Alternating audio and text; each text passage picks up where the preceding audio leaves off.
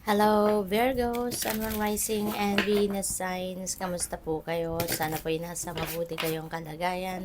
Welcome back po sa Star Tarot. At kung bago po kayo dito, welcome din po kayo. Please subscribe, like, share my videos, and leave me a comment po kung naka-resonate kayo. Thank you.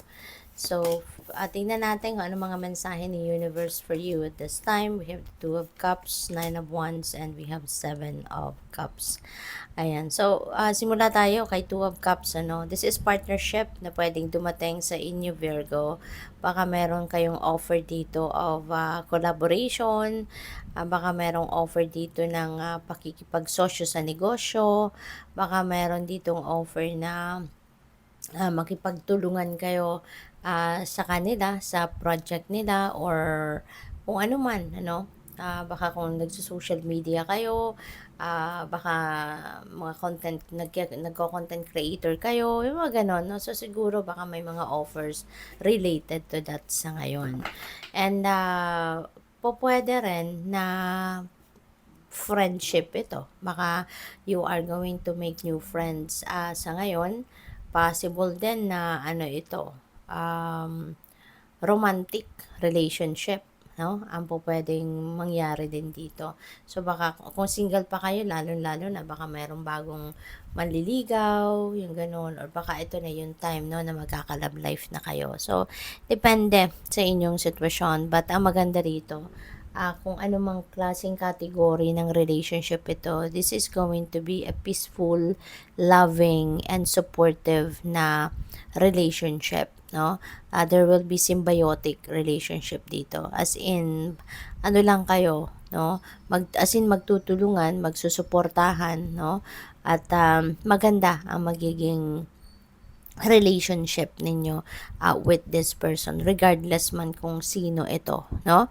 And with the Nine of Wands, make sure lang siguro, no, reminder lang din ito sa inyo, lalong-lalo na dyan sa bagong relationship or partnership na papasukin ninyo. It is also important for you to, sa una pa lang, you should create that healthy personal boundaries para mapangalagaan din ninyo ang inyong relationship. Kasi kapag meron tayong sa una pa lang, maganda na meron ka kaagad na boundaries na sineset, no, para mas mag-grow ang relationship ninyo stronger at magkakaroon kayo ng mas respectful na relasyon. You will be respectful to each other, mas alam ninyo, aware kayo sa mga limitations ninyo sa bawat isa, yung mga ganun ba? Kasi kahit gaano tayo ka-close, kahit gaano ka-tight, no, yung bond natin with someone, at meron tayong dapat na space din para sa sarili natin. 'Di ba? At nandun yun papasok yung respeto natin sa bawat isa.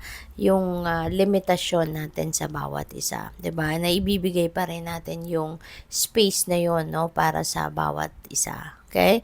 So, this is important reminder para sa inyo, no? Na isa yan, no, sa importante din na gawin din ninyo para mas maging maganda, mas maging harmonious and strong ang inyong relationship.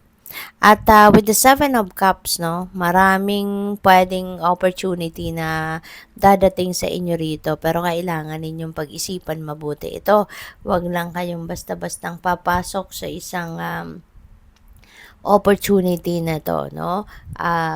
Kailangan na kayo ay mag-iisip, pag-isipan ninyong mabuti, dig deeper into each opportunity para mas makapamili kayo ng best para sa'yo. At saka, pakinggan ninyo yung bulong ng iyong intuition para makasiguro kayo na guided kayo ng universe dito at nakikinig kayo sa gabay, no, ng universe para mapili ninyo kung alin dito yung best para sa'yo. Okay? So, by the way, Virgo, maraming salamat for subscribing to my channel. And if you haven't subscribed yet, subscribe na po kayo. And if you would like also to join the membership, no, sa channel, meron tayong join button po sa baba ng video at yan lang po ang inyong i-click. So, we have external validation. Virgo, hindi mo to kailangan. Okay? Remember, you don't need external validation para masabi mo na you are worthy of something, para masabi mo na importante ka or kung ano pa man, ano? Hindi mo ito kailangan. Hindi mo kailangan ng approval ng kahit na sino man, 'di ba? Para masabi mo lang sa sarili mo na ano ka, na importante ka sa mundo. Kasi lahat tayo, no? Lahat tayo, we are here for a specific purpose. We are here because we are important. We are here dahil lahat tayo may halaga, lahat tayo may kanya-kanyang misyon, no, na dapat gampanan sa buhay. Alright? Kaya lahat tayo mahalaga. Lahat tayo may purpose. Alright? Kaya hindi mo kailangan ang validation, no, ng kung sino man sa paligid mo. Okay, para mapatunayan mong ikaw ay may halaga din. Alright? Kasi lahat tayo, okay, lahat tayo, meron kanya-kanya tayong purpose in life, kaya tayo nandito. At wag din kayong wag kayong maniniwala, no? Wag kayong makikinig sa mga tao sa paligid ninyo, lalong-lalo na kung ang mga ito yung mga nagsasabi sa inyo ng mga hindi constructive na mga criticisms. Alright? Kasi higit kanino man, ikaw lang ang tanging nakakaalam, ikaw lang ang tanging nakakakilala ng buong-buo sa sarili mo.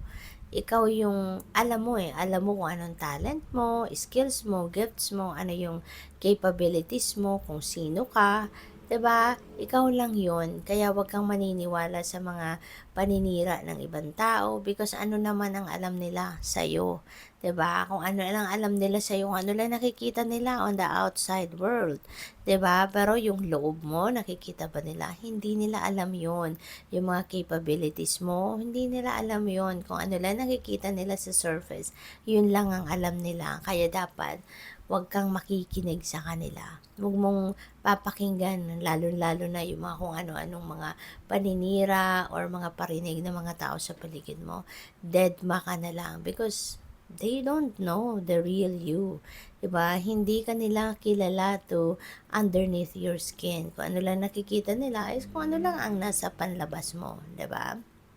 Kaya 'wag mong pansinin ang mga taong nang-iintriga sa'yo kung meron man, mga naninira sa'yo, naku, tawanan mo na lang sila because they don't know who you are, what you are capable of doing. They don't know that, no? So, we also have gratitude again. Alright? So, feeling ko dito, maraming blessings ang dadating sa inyo rito. Kaya, kailangan na magpasalamat kang muli. No? Gratitude again and again and again para mas marami ka pang biyayang matanggap. Kasi 'di ba, let's always remember na yung gratitude natin that's like a key para doon sa mas malaking pinto, no, ng mas marami pang blessings and abundance and prosperity na dadating para sa iyo. Kung marunong tayong mag-appreciate ng mga biyaya na binibigay ng universe sa atin, marunong tayong magpasalamat, asahan mo, mas marami pa ang ibibigay sa iyo ng universe. Alright? Kaya sa ngayon siguro, maaaring merong mga biyayang paparating. Kaya nire-remind na kayo ng spirit na again, maging grateful ka, again, maging appreciative ka so that there will be more coming towards you. Soul on fire. Napakaganda nito kasi kung ano man yung mga ideas mo, ano man yung mga naiisip mo, feeling ko, feeling ko that is going to be, sa ngayon, on the move, kumbaga. Kasi baka meron kayong mga naiisip na magagandang plano rito at you will be you will be excited about it, no? At ngayon siguro talagang gagawin mong lahat para yan ay mangyari, para yan ay matupad mo, yung mga gano'n, ano? Siguro ngayon mas magiging excited ka, 'di ba? To make it happen, no? So good luck sa'yo. Thank you for watching. Have a light. Namaste.